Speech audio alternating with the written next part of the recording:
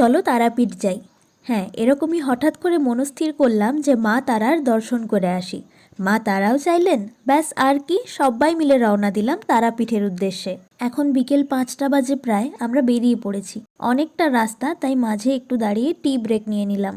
আমাদের প্ল্যানিং হলো পৌঁছে আজকের রাতটা কমপ্লিটলি রেস্ট করে কাল একদম ভোরবেলায় মায়ের পুজো দেব।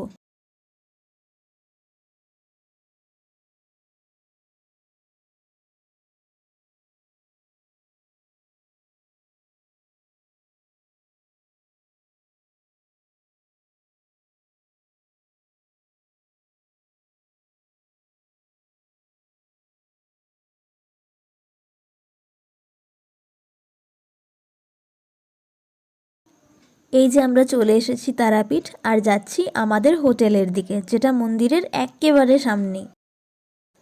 তাড়াতাড়ি করে ফ্রেশ হয়ে আমরা এখন যাচ্ছি মায়ের সন্ধ্যারতিটা দেখতে, যেটা অলরেডি শুরু হয়ে গেছে।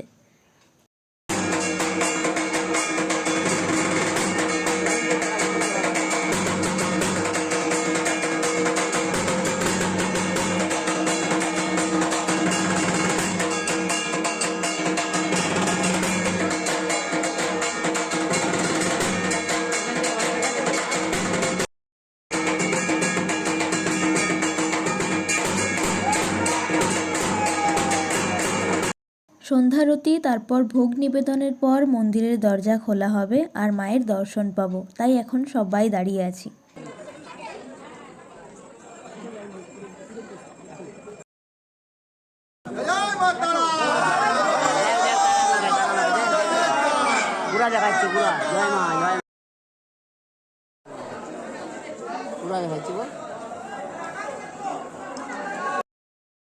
খুব সুন্দরভাবে এবং মন ভরে মাকে দেখে প্রণাম করে এখন আমরা ভাবলাম মহাশ্মশান থেকে একবার ঘুরে আসি।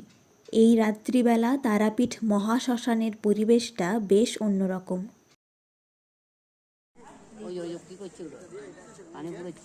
ওখান থেকে বেরিয়ে দেখলাম এই দোকানটায় অনেক রকমের ফ্রাইড আইটেমস পাওয়া যাচ্ছিল।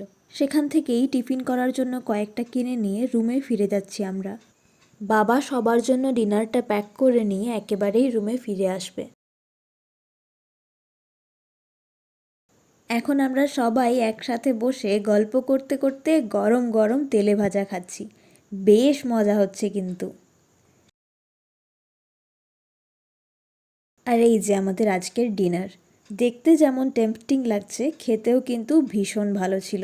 এখন আমরা সবাই খাওয়া দাওয়া করে ঘুমিয়ে পড়বো আর ভোরবেলা যাব মায়ের পুজো দিতে। সেসব থাকলেও পরের ভিডিওতে। বাই।